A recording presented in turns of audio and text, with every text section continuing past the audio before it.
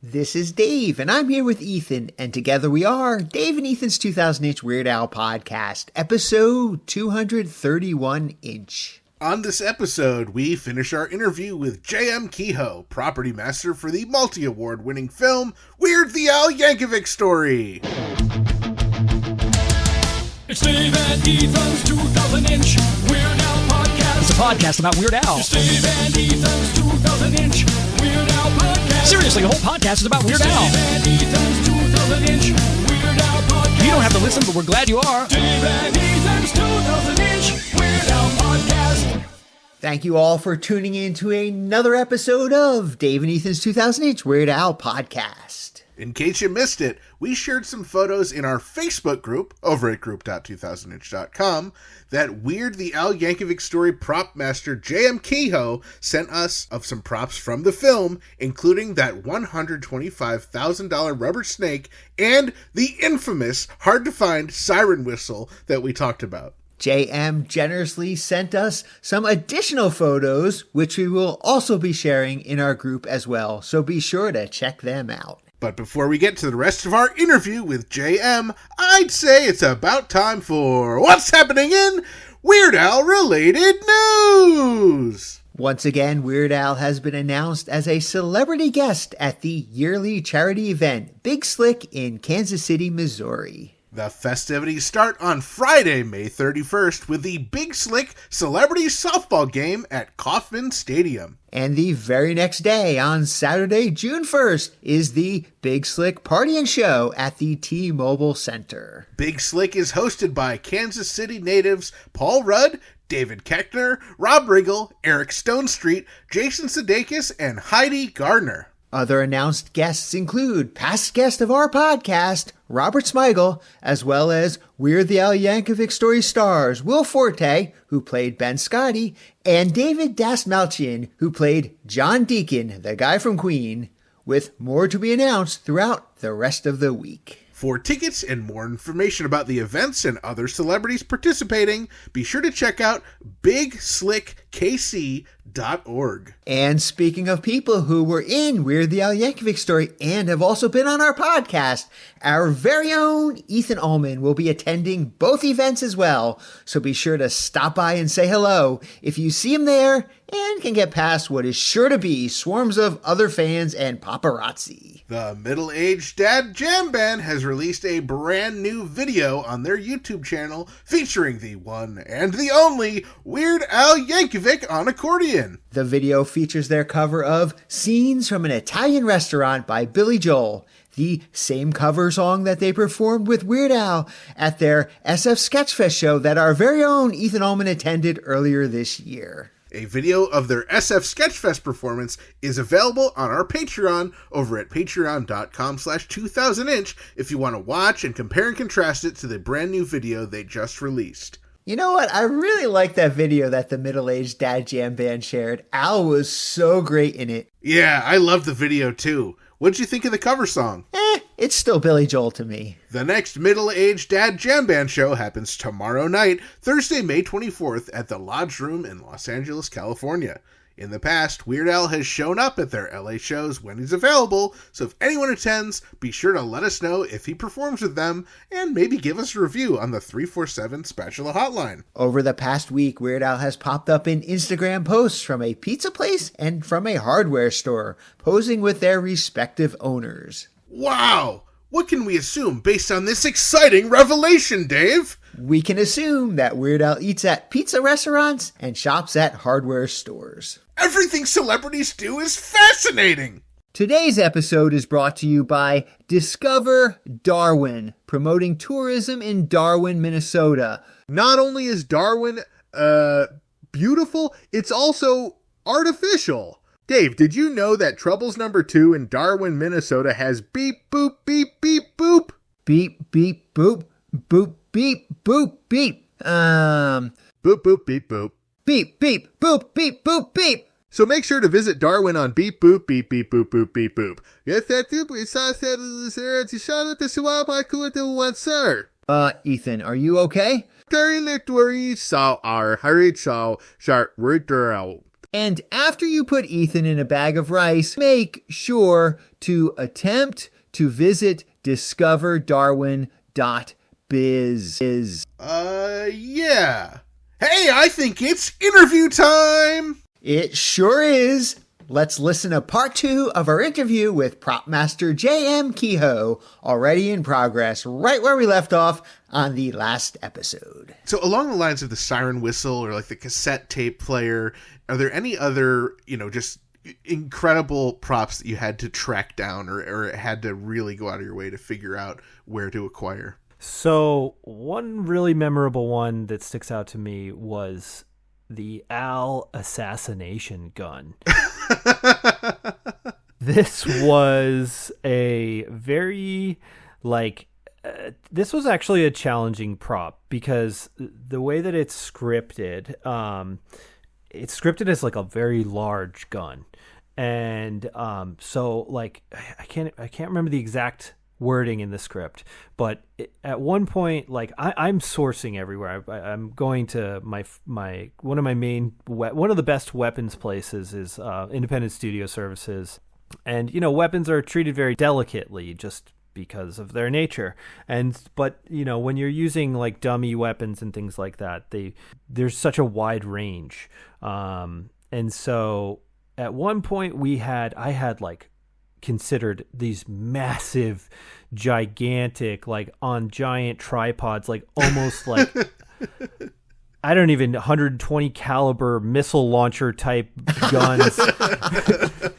And I'm sending these pictures to Eric, and he's like, "That's amazing, but I think it's a little too big." And so we landed on this sort of like big, kind of like a giant caliber. I think it was like 120 caliber or something like that. Assault rifle that we wanted him to like pull it out of the bag, and like he fumbles with it. And Nikki over at ISS, she really helped me out with that one. And that was a lot of fun. That was definitely one of my fun ones. Oh, that's cool. And just to be clear, that's not a real gun. That's a prop gun. Yeah, just to be clear, so gun rentals, if it is there's many different types of gun rentals. That would be a non-firing replica that it has no ability or no firing pin to be able to actually ever fire anything. The guns that we used for Pablo Escobar, those were, they use a substance called green gas, where you essentially load a gas that charges sort of like, it's like an airsoft gun essentially, so it gives you the recoil and the kickback, and then you get into more like blank fire. Yeah, and then there's more blank firing guns, but that has special permits required, and often when you use real gunfire, it's treated like a real weapon. There's a lot of safety protocols that we go through as prop masters to do all of our due diligence. And oftentimes you'll want to hire an armorer that is specifically in charge of those guns that day, because if you have to go and run and get a siren whistle or a giant snake, you need to be able to do that. Right. Right. So for the Pablo Escobar guns, I'm thinking, the birthday party scene, but also when he's singing Ricky and shooting the guns. Are those actually what you're saying, the ones that shoot the gas, or were those just like non-working props? No, so those were the ones that shot the gas, and that was like one of my. I was laughing so hard when I was watching them do that. It was amazing because they're like do, and you're just like, oh my god, and just like you can't even really tell that the gun is recoiling in that because it's a wide frame, but just knowing that it did, and it kind of it promoted the action by the actors to do that. It was so much fun. That was a lot of fun. Yeah, the whole Pablo scene was just like, that was honestly like such an epic day on set. And I collaborated with Laura, our set decorator, on that to build out the bricks of cocaine for that. Which we had ISS Independent Studio Services. It's ISS for short. Nikki Hicks over there, she is an incredible salesperson. She is so cool. And I went to her and I was like, I'd go to her and she's a huge Dan Radcliffe fan, huge Weird Al fan. And she was my main point of contact. I'd call her and she'd be like, "Hi JM, how you doing?" And I'm like, "Guess what's on the dock today?" And I'm like, she's like, "Okay, so we need 5 pallets of cocaine." And she's like, "Okay, well, we're gonna have to build those." And it was so much fun, hearing the progress and the updates for the cocaine. And they had all these. They actually brought extra people in to start building these cocaines. The cocaine bricks. They were all in their underwear too. Of course. Yeah. The authenticity is clear when you see them on the screen. Yes. And if you ever the funny thing about some of these times when you have prop houses fabricate props is often they then go into their inventory. So if you ever wanted to rent the authentic picture used props for cocaine, there you go. I'll hook you guys up. I think that's the only reason I would ever need to buy cocaine is for my Weird Al collection. Yeah.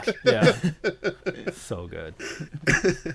Wow. Now, I think we kind of skipped over this, but I'm sure you're familiar with Al, but were you already a fan of Al before you got called to work on this film? So, Greatest Hits Volume 2 was my second ever CD that I ever owned. Nice. I listened to that it's in crazy amounts. That was it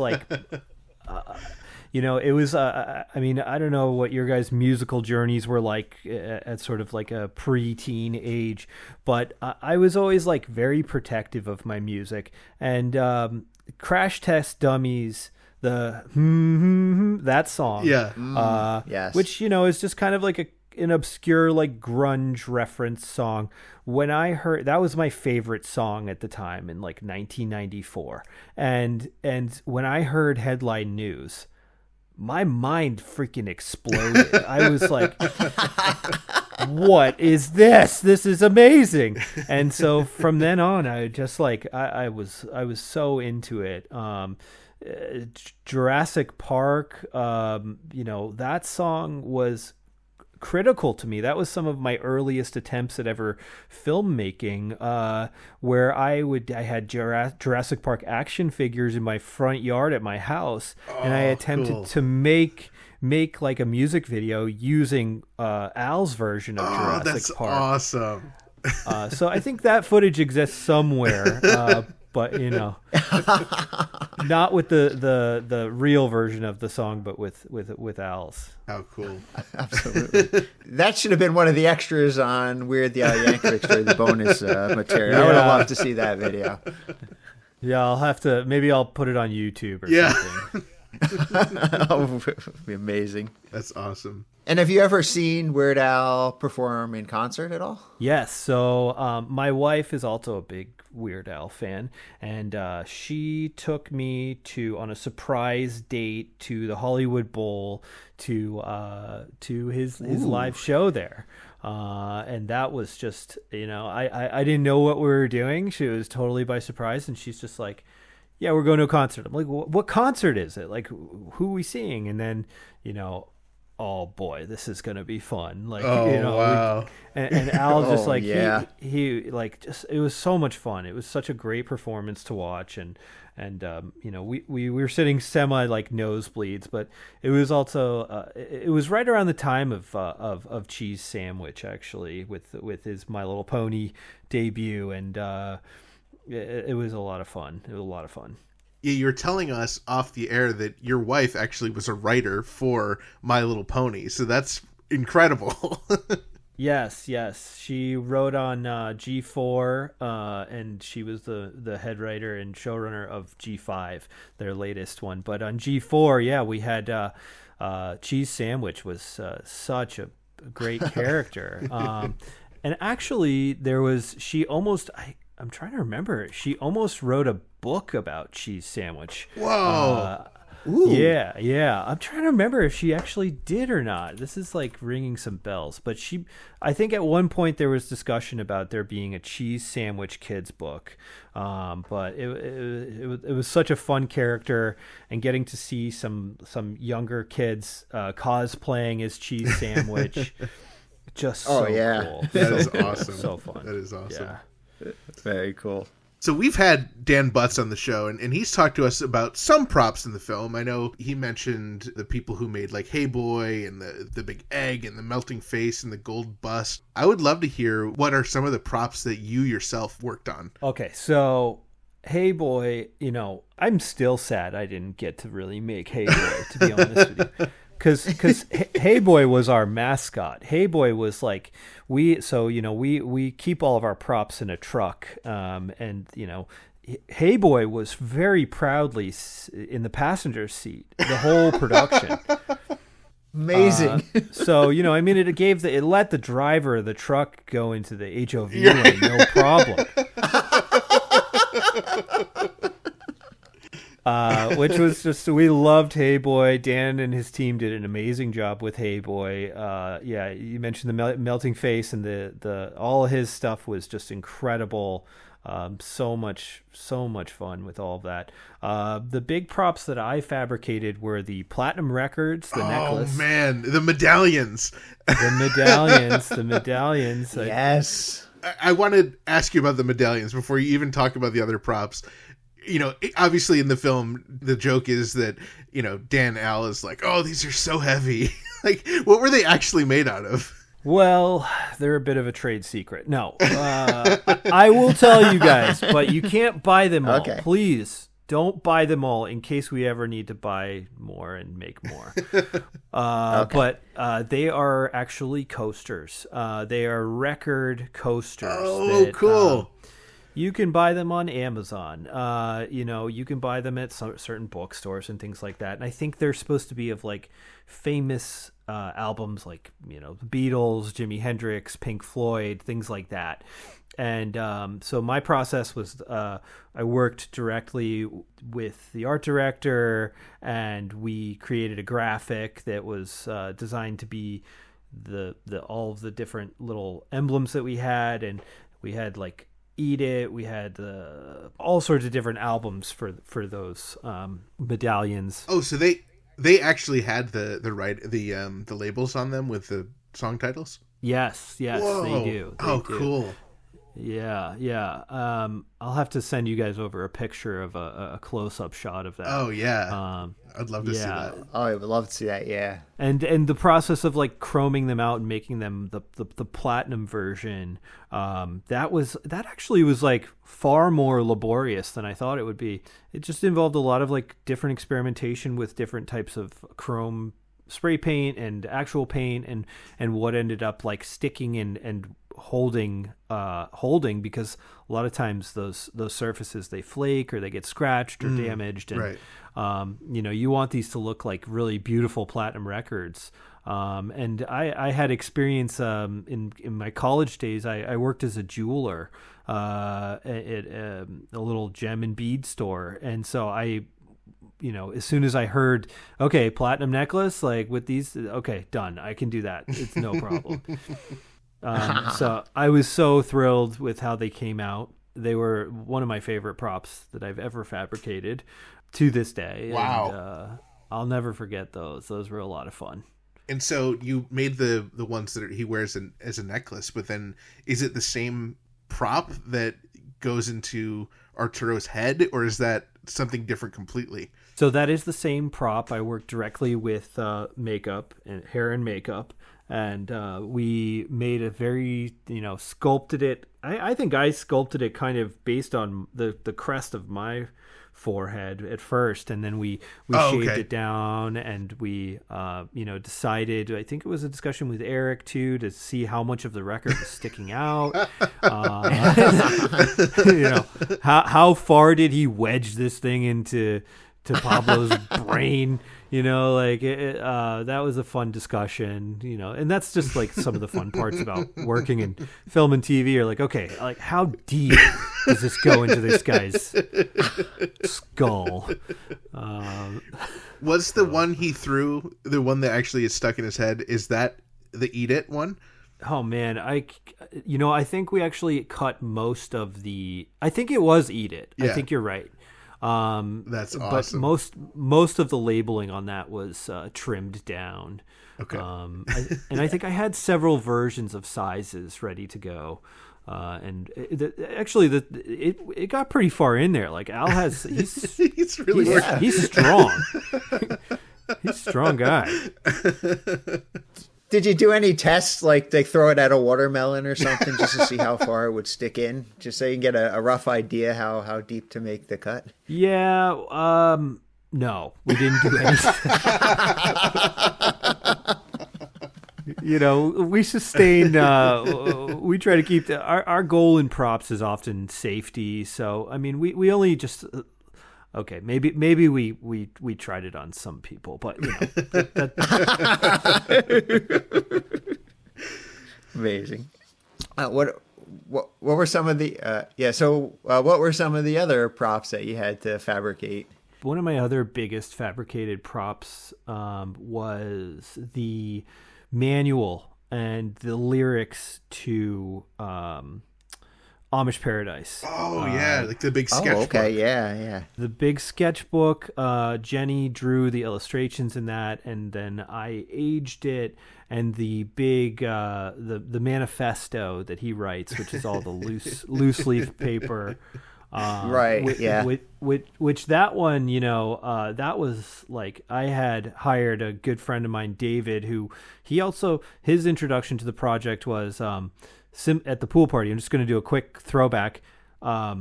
We needed Devo hats, and it was a last minute ad because I think they had replaced people. It was like Wrights things, and I got a message from the costume designer Wendy and I think Eric too, and it was like, can you get 3 Devo hats by Monday morning?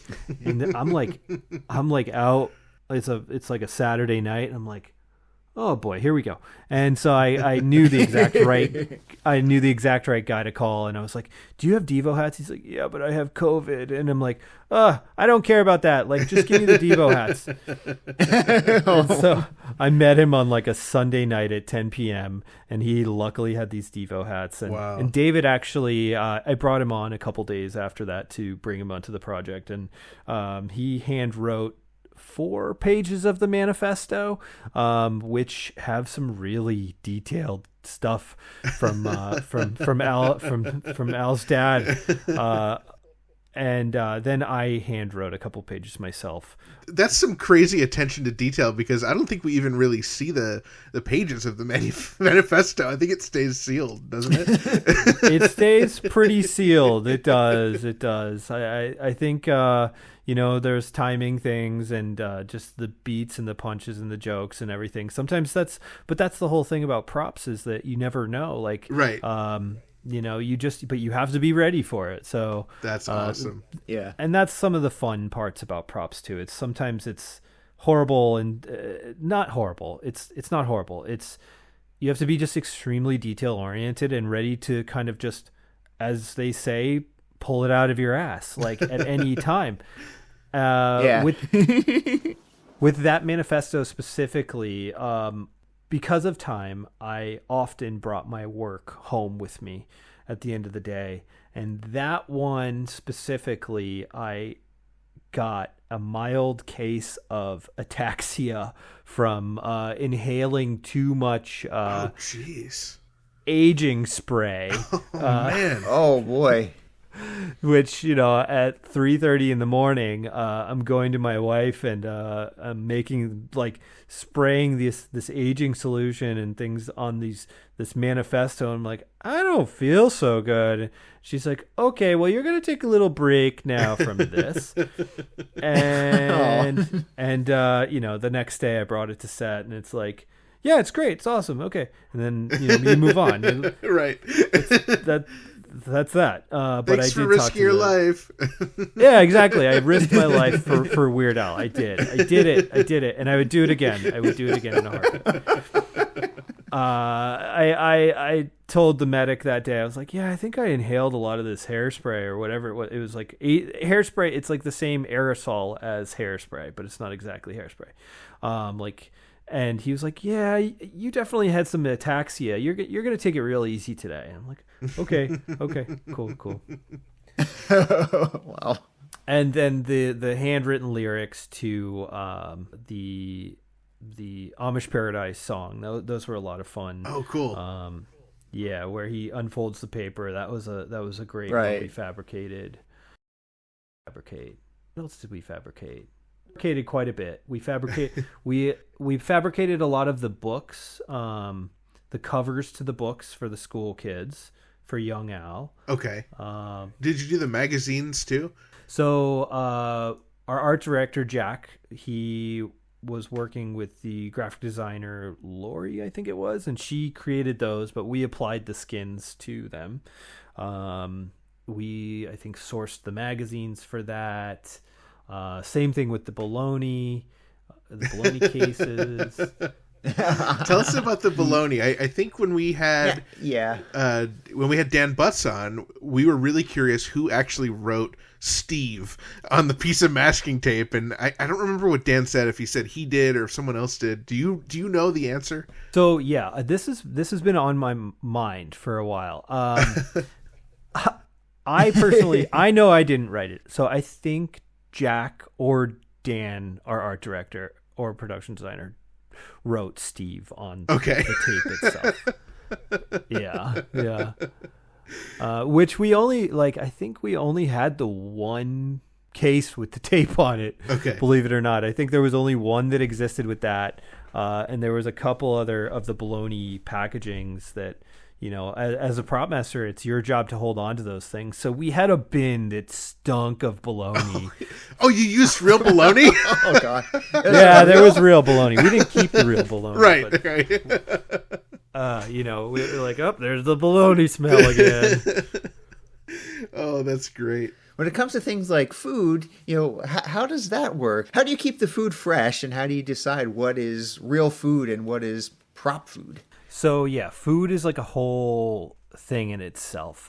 We had Melissa McSorley, who is one of the most gifted food stylists in Los Angeles, and she, I want to say she does things outside of LA, but her and her team, they helped us with specifically the Madonna Al restaurant, with the flipping of the steaks. So we hired our food stylists, and we brought them on to help facilitate that, and they dress out the plates. So it really varies. I actually, I had one instance where I didn't use a food stylist, and it's a funny story. We had one of the scenes where Al's mom, Mary, Juliana Nicholson, when she is eating some of the mashed potatoes, I didn't have the budget to hire a food stylist for that day. So we used microwavable Target mashed potatoes. Okay. And I was off shopping, running around like crazy the whole time. And, Kyle, my main assistant on set with Richie, they called me and they were like, dude, you need better mashed potatoes. I'm like, what are you talking about? I'm trying to put out 1,000 other fires. I don't have time to get other mashed potatoes right now. What can we do? Do you want to find delivery mashed potatoes? Or no, we're shooting the scene right now. But apparently she asked Kyle specifically, she's like, where are these mashed potatoes from? Because I need to know for my Thanksgiving dinner this year, which was a little it was like a little knock, and I was like, oh God, I'm so sorry. I'm so sorry. Like, cause oftentimes like, unless it's like something like the steak where it's like a big deal, it's featured, you don't know if you have to be prepared obviously for anybody to eat anything. But those things get hot under lights, and I'm sure you guys have noticed in a lot of film and TV lately, they don't always eat it. Right. And there's a reason for that. It's around hundreds of people under hot lights, and it's usually out of a plastic bin that's been stored on a truck. I don't blame people for not eating things. So, but yeah, she was a real champ and ate the mashed potatoes, and I will never not hire a mashed potato stylist again. Learned your lesson. Yes. Well, famously, JM, we hear this all the time. We've heard it a few different times on our podcast that when Weird Al filmed his "I Love Rocky Road" music video, they used mashed potatoes as the ice cream that they ate. So you should have just used Rocky Road ice cream for the mashed potatoes. That it works that way, right? Oh my God, that would have been funny. I love that. I might have eaten the ice cream. But, Yeah.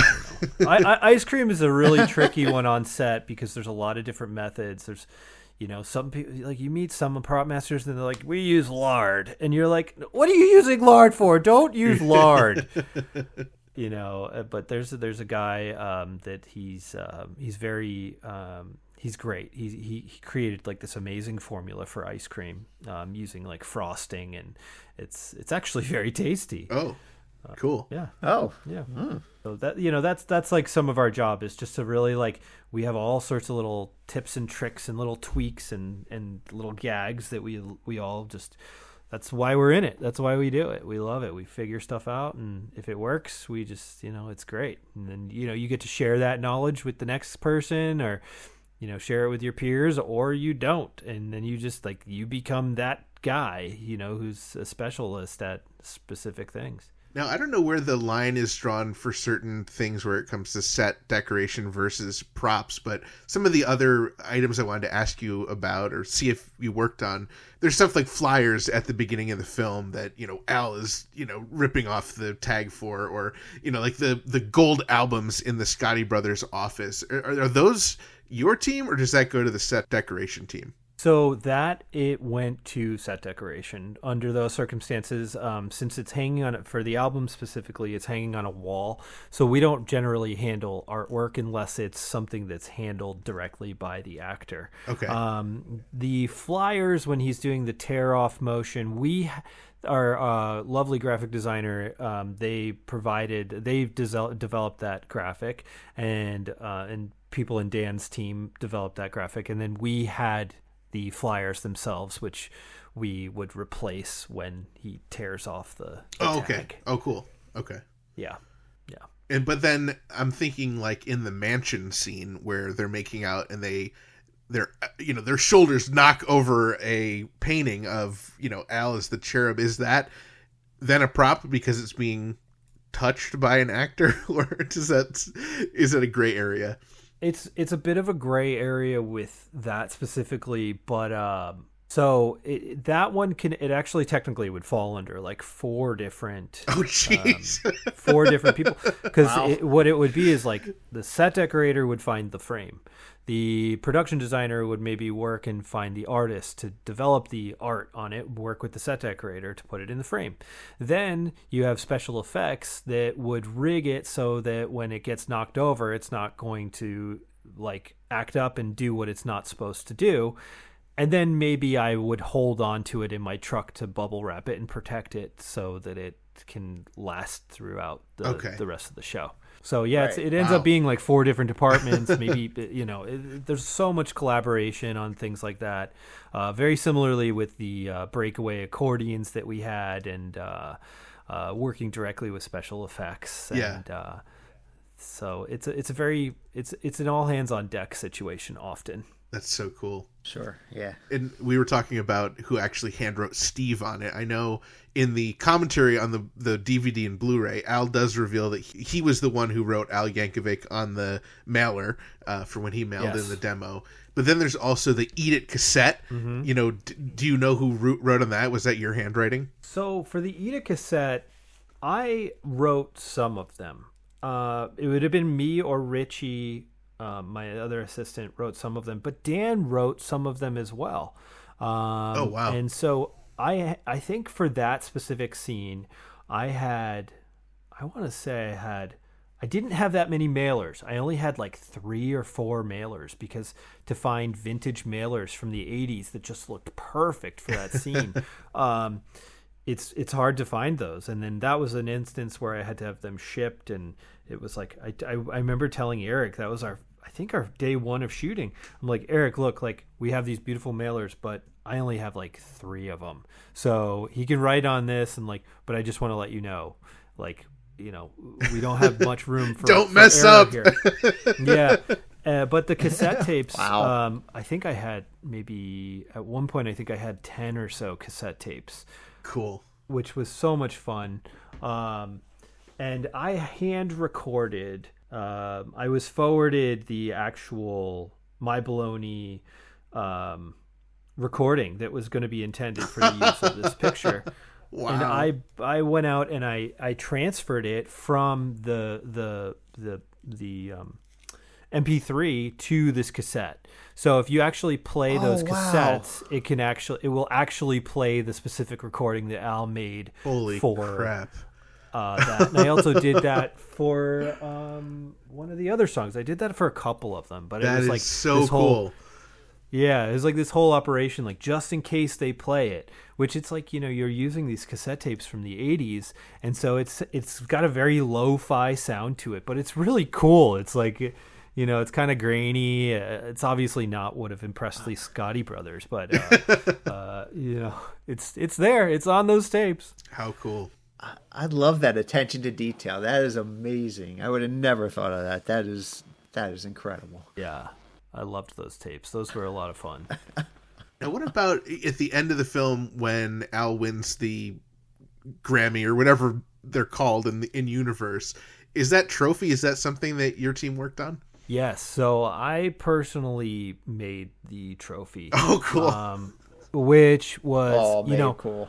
Under most circumstances, with something that's as specific as that, we had a lot of conversation back and forth with the producers at Funny or Die, and making sure that there was clearance issues with actually using the Grammy award itself, which I could have very, very easily acquired. Right. Not very easily. You know, you still have to, like, you know, right. Stab a guy in an alley, and then you gotta like, steal a car, and then you got to call another guy. You know, it's a big deal. But no, with that one, it was like, okay, like we had sort of like a free reign, but everybody was just running and gunning at that point. And, you know, under normal circumstances, I might have to work with an art director or production designer, Eric, like whoever, and collaborate, design something in like a 3D format, have it 3D printed, painted, mounted, and then have doubles, triples, whatever we would need, right. Which is like a very expensive operation. But the way that one got created specifically was at Independent Studio Services. They have a ton of trophies, and I literally Frankensteined 5 different trophies together to create this one specific trophy, which was, you know, I mean, it just worked out. I sent Eric different examples, and he was like, yeah, this works. Okay, cool. And it cleared legal, and I know Dan mentioned that he wasn't thrilled with the trophy. I wasn't totally thrilled with the trophy, but, you know, oftentimes we just gotta push through and get it done. And yeah, that's the story of the trophy. I like the trophy, and I was wondering, you know, I think Dan had mentioned it was Frankenstein together, and this is what got me wondering, is there's actual, like, graphics of that award, like, in the scene and stuff. So what was the time frame of getting the award and then getting the logo created of the award, or was the award based on the logo, or how did that all work? I mean, it's honestly, we were shooting that in 17 days. So it's minutes, it's days, it's hours, which is like the whole production, I will say, was honestly, truthfully, the most fun show I've ever worked on my whole career. Wow. I loved every moment of it. I had just the best time. And for some reason, it was like, I don't know if anybody else has mentioned this, but it was like there was this protective bubble around the whole show, where things just fell into place perfectly. It was like, we had just such limited time, limited assets, limited availability with actors, and it just all worked out. So I think everybody really was so excited to work on this whole project, and everybody was just like really pinging off of each other and working together. So our graphic designers and the people that made our banners, they just did it lightning fast. It's like I went from standing in like an aisle of a prop house to manufacturing it, taking a picture, and then delivering it to get it approved, get it over to graphics, and then get these big banners printed in literally like, less than a 12-hour span. Wow. Oh, that's so cool. Yeah.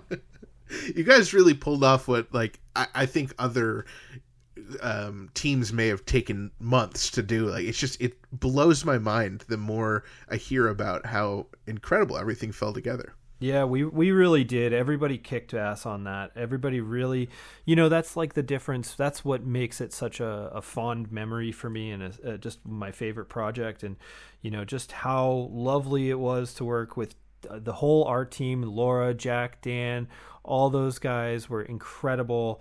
And Eric was, he just a delight to work with.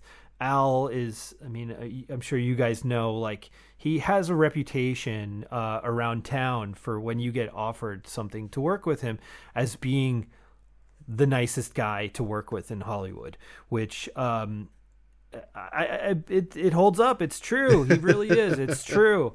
And it's just like Dan and everybody acting in it was just, it was just amazing. So it was such a cumulative effort by everybody, and I'm just so pleased with how it all turned out. And Evan, everybody, just so great.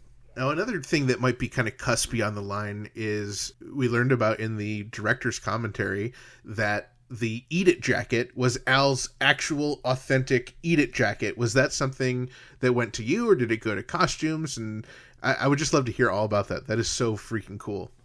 So that would have been Wendy, our costume designer. She must have been talking with Al to get that. My main crossover with Wendy was dressing out Hey Boy.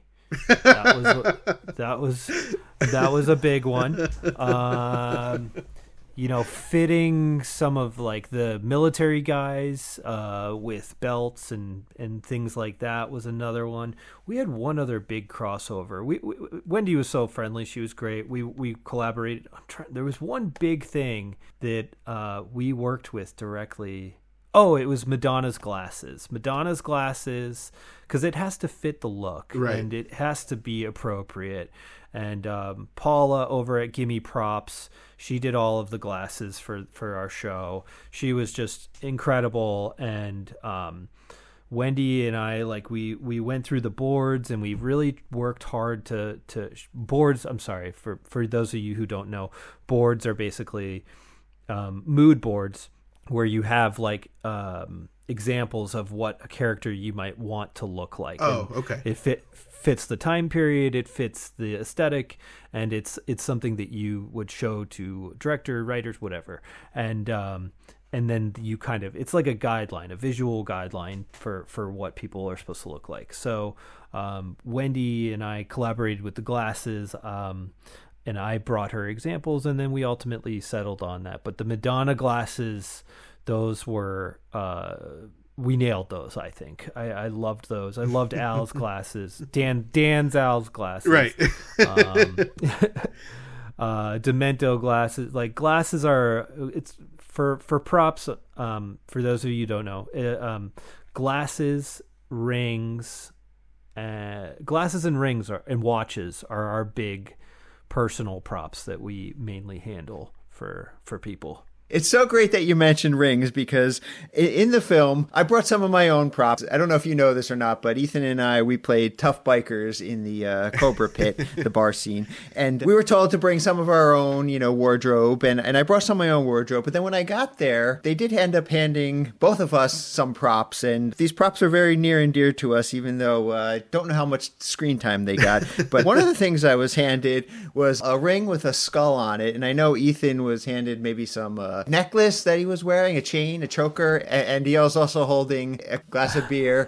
And I don't know if this didn't really come across in the final cut of the film, but we were also throwing props, where I was throwing a brick at the Skunk Barf band and things like that. And so would love to hear anything you can tell us about some of those props that I just mentioned. Sure, yeah. Skunk Barf was such a fun scene. We had to get a lot of different things to throw. That was great. I loved that scene. I had so much fun. The skull ring, I remember buying that skull ring. No way! Really? Yeah, I do. And I might still have the skull ring. Oh my gosh. I might still have the skull ring. Let me look. I need it for my Dave Elvis Rossi collection. Yes. I will gladly send you guys out the skull ring if I still have it. Man. I remember like we were going to like really extremes. I think there was mention at one point the chicken, I think Eric talked about. Yeah. Right. I love stuff like that. Like I just love working in comedy and it's such a fine line to how far you go, but I was prepared to throw anything. I was like, okay, like what do we want to throw? I'll get a rubber version of it. Let's huck it at these guys.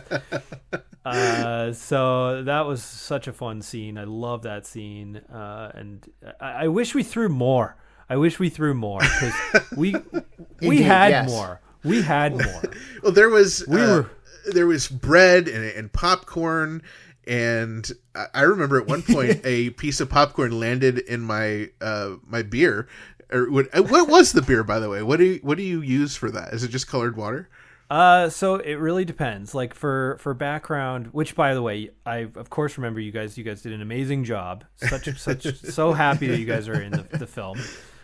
Should have been nominated. I don't know what they were thinking. I agree. Yeah, I think we were totally overlooked. Yeah, just totally snubbed. I'm so pissed for you guys. But so oftentimes what happens is we will use either non-alcoholic beer, we'll use ginger ale, we'll use apple cider. Okay. It really, really depends. Or we'll use caramel food coloring in water, which, caramel food coloring in water is often most darker drinks you'll see, from coffee to tea to beer to whiskey. That is very often what we will use on camera because it's something that doesn't have any sweeteners or real other flavors. It does stain, however. Okay. I've heard horror stories. I heard one specific horror story I will quickly tell. There was a prop master in New York that had a big pool party scene, and one of the background people accidentally kicked a giant gallon jug of this caramel food coloring into a private residence pool, which then made the whole pool just Coke color. It would just look like the whole pool looked like a big giant Coke. Oh no! Yeah. Oh man. One of the things that I was throwing at Skunk Barf was a pair of tidy whities. Is that something you sourced? Oh, yeah. Yes. So those were my late grandfather's. Really? No. But I did have those in my kit. We call that's what I have in my bag of tricks. Yeah. Is a in my kit. I have many bins of many different things in my garage, which is really fun. If people call me all the time, like, "Hey, do you have a tiny little set of like truck nuts?" And I'm like, "Yeah, I got you. Hold on." Oh, it's so great. I gotta love that. It's got to be like a small community, or at least a decent community where all the property masters sort of know each other or know of each other. Do you guys call up each other all the time and trade things like that? All the time. Like there's different generational there's different generational prop masters. There's like the older school guys that they really were, the practicals, they have some amazing kit pieces. They just have some things that you would never find today because some of the materials that they might have even made these with are against the law to use. So they just changed regulations on ways that they make things and manufacture things now. But yeah, we often do call on our friends to say like, "Hey, do you have this like hanging around?" And they're like, "Yeah," or you get a lot of like, "I just got rid of that," or like something like that, which happens. It happens more often than not, but yeah, some prop masters. I have one prop master in particular, a friend of mine, John Harrington. This guy, he probably has it. He probably has it. Like what you name it, he probably has it. Oh, wow. JM, everything we've gone over is just absolutely incredible. So much attention to detail, and I love all the stories and your background. And this has been so much fun. I don't want to end on a really sour note, but I really do want to ask you about your assistant, Richie Hahn, because unfortunately he passed away since the filming of the film. Yeah, so Richie was just a really bright light. He was the reason that I agreed to do this project. I will never forget Richie. I found Richie on a very strange Nickelodeon YouTube program that wow, where we were throwing like cat food into air cannons and blasting them at children. That sounds incredible. It was pretty wild, and like we bonded. We had giant pizzas, and it was just one of those like really classic Nickelodeon like throw anything at these kids. And we had just such a really fun time with that I kind of took him under my wing, and I trained him in our wonderful world of props. And we worked on every show since I basically switched over full time to being a prop master. And if it wasn't for Richie, I would not have taken this show. I would not have agreed to do Weird. But he was really the one that was like, "You really have to do this show." And so Richie was just an incredible soul, just so gentle, so kind, really had just an amazing perspective on things, such a lightness, and he brought this incredible energy, and he had all the right gifts. That was just, he was going places, and I recognize that he actually his main goal in life was to become an actor, and so we deviated a little bit from props, but I recognized him when he was just really struggling to get by, living in Los Angeles. I brought him onto a show where he was commuting to work with me over 2 hours every single day to pay his dues, as we call it. And I like to think that I did whatever I possibly could to have upgraded his circumstances and his life. And Richie's life was unfortunately taken from us too soon. We lost him to a tragic gun violence incident where it was completely unnecessary, and he was taken from us. I took some time off after my wife gave birth to my first daughter.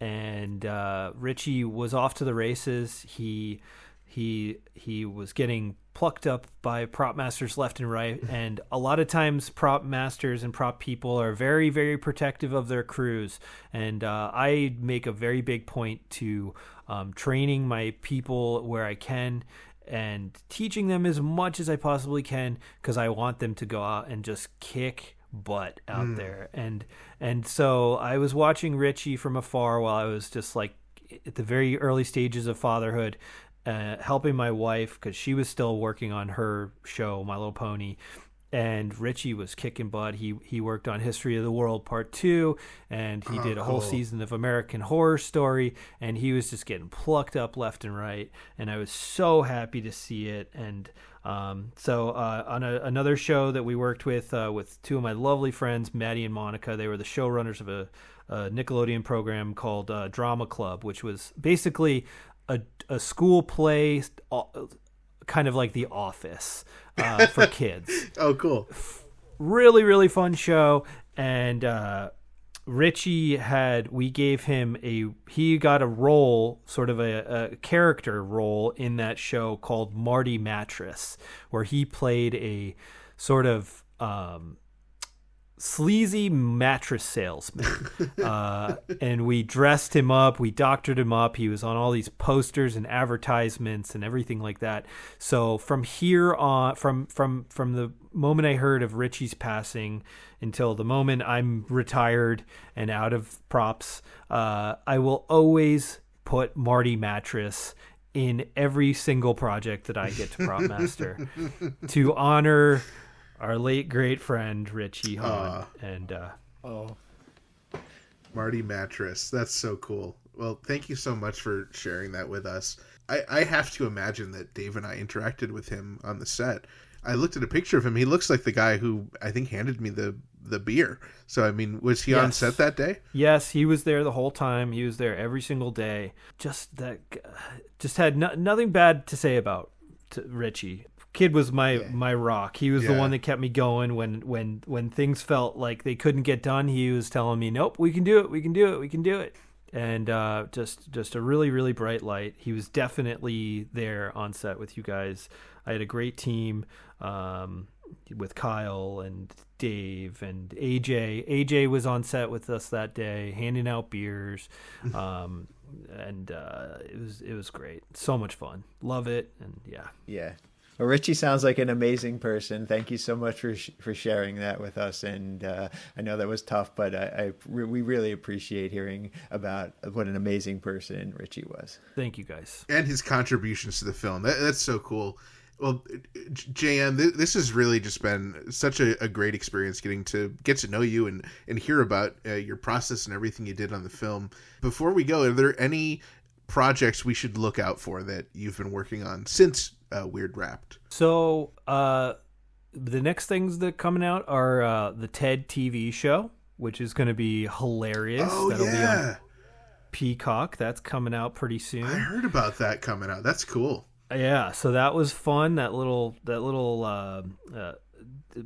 bear was a lot of fun to work with. It's going to be a really fun show. And then there's a Snoop Dogg movie coming out, I think, on Amazon called The Underdogs, which is essentially Snoop Dogg's take on the Bad News Bears. Oh, I just saw a preview for that the other day. Yeah, so cool. those are the two projects that are coming up, and I'm hopefully I got some other things coming up, and it's going to be an exciting year. Very cool.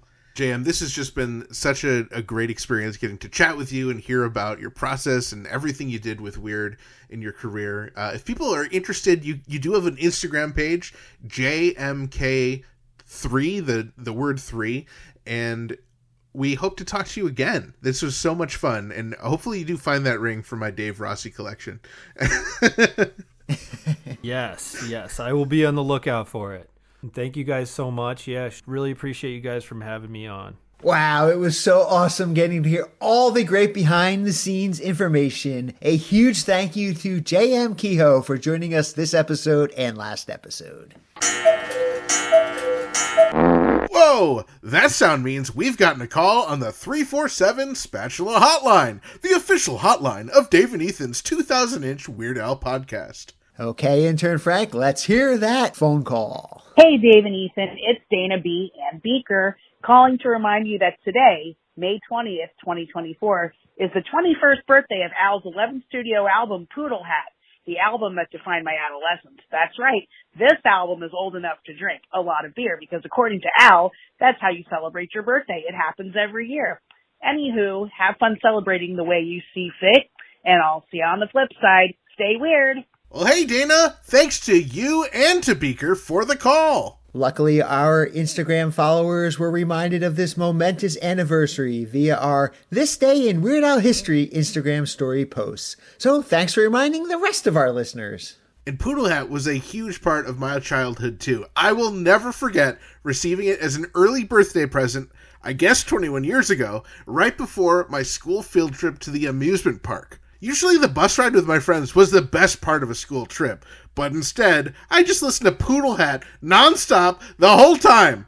So it was even better than usual. And I will never forget seeing UH Jeff on the cover wearing the baseball cap of his most favorite baseball team and the greatest baseball team of all time, the New York Yankees. Be sure to give Beaker some scritches behind the ears from all of us here at Dave and Ethan's 2000-inch Weird Al podcast for all of their contributions to this spatula message. This episode is brought to you in part by vegan burrito restaurant Burrito Burrito, home of the 2-pound double wrapped in a quesadilla Burrito Burrito, and Wizard Burger in Albany, New York. Come on down to Burrito Burrito and Burrito Burrito, your Burrito Burrito, and Wizard Burger for mouth-watering, loaded, dare I say beefy, vegan burgers. From Albany to Uranus, Burrito Burrito and Wizard Burger feed the hungry with out-of-this-world, plant-based, real food, always vegan style. Visit burritosquare.com and wizardburger.com to order ahead. Dave and Ethan's 2000-inch Weird Al podcast is brought to you absolutely free thanks to our incredible sponsors, Burrito Burrito, Wizard Burger, our very own Jackson Scoggins, and Discover Darwin. Our podcast is also supported by everyone else in our Patreon family, with special thanks to our very own close personal friend level Patreon supporters, Kev Messick, Casey, Allison, Adriana, Gus and Alicia, Ron, Chief Salami and the Sweet Funk All-Stars, aka Zeb, Dana B, UH Jeff, Blair, Kenneth, Ajax, Javier, Nancy, Scotto, Matt, Zach, and also thanks to Joe, Kat, Red State Update, Jake, and everyone else in our pretty stinking majestic Patreon family. If you enjoy our BPA-free Weird Al podcast, as heard in the Weird the Al Yankovic Story commentary track, please consider supporting us at patreon.com/2000inch. There are awesome benefits like getting your name on the podcast, your very own private RSS feed, which gives you early access to each and every single bonus episode, and the self-satisfaction of doing something important with your otherwise pitiful, meaningless existence. And don't forget to check out our official merchandise over at shop.2000inch.com. All proceeds from purchases go directly towards supporting our fine podcast. We love hearing from our listeners and other Weird Al fans, so be sure to join our Facebook community at group.2000inch.com and visit our Discord server for even more riveting Weird Al and Red Rum-Tagootie related conversations. You can find both of them linked on our website, as well as information about past episodes and guests over at 2000inch.com or weirdalpodcast.com. Keep up on new episodes, podcast news, and events by following at 2000inch on Facebook, X, Threads, and Instagram. And be sure to subscribe everywhere you listen to podcasts so you do not miss a single episode. Not only does subscribing help the podcast, it may or may not cause your middle school bully to have an itch they can't reach. Plus, we love it when we receive voicemail via our official patent-pending 27-hour-a-day podcast hotline, 347 Spatula, as seen in the Illustrated Al, the songs of Weird Al Yankovic. That number is 347-772-8852. Put it in your phone, give it a call or a text, and you might even hear a message in a future episode. Thank you once again to JM Kehoe for joining us this episode. We'd also like to thank Dana B., Beaker, Claire Walsh, and our very own Jackson Scoggins. Thank you to the Grammy Award-winning Jim Kehoe West for our incredible podcast theme song, and thank you to the mighty Weird Al Yankovic, as this podcast probably would not exist without him. And a big thanks to all of you, our loyal listeners, subscribers, Patreon supporters and sponsors, and everyone else who makes our podcast possible. Thank you for choosing Dave and Ethan's 2008 Weird Al podcast. And until the next time, remember to gill and chill, keep listening to Weird Al, and stay cheesy. Wow, talking about all those props with JM these past 2 episodes, it made me nostalgic from when we were filming on the set of Weird the Al Yankovic Story, and actually getting to see and use those great props during the iconic Cobra Pit scene.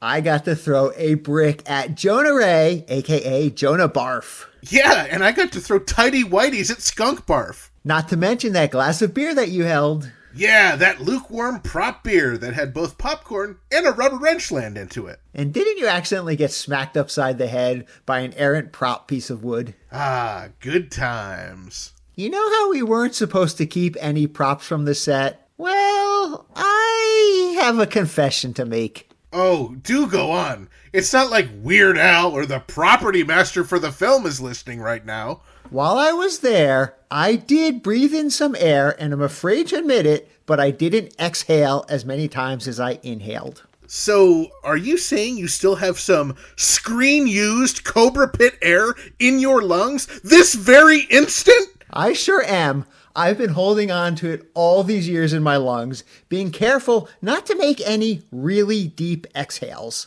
Now, I'm no expert, but I'm pretty sure that's allowed. Not to mention pretty impressive and pretty stinking majestic. I was so afraid I would get in trouble. I think you'll be okay. What a relief. Wait! Did you grab a Ziploc bag first?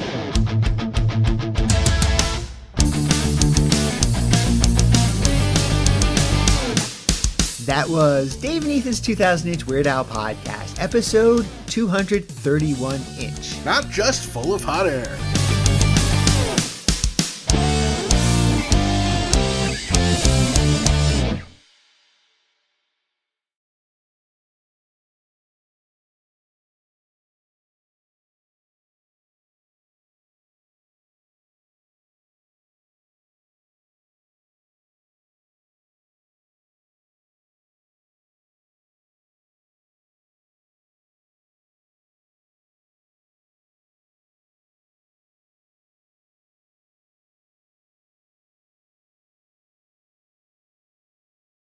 And after you put Ethan in a bag of rice, yank shiu koichi squifui axisti vibat sarkudi,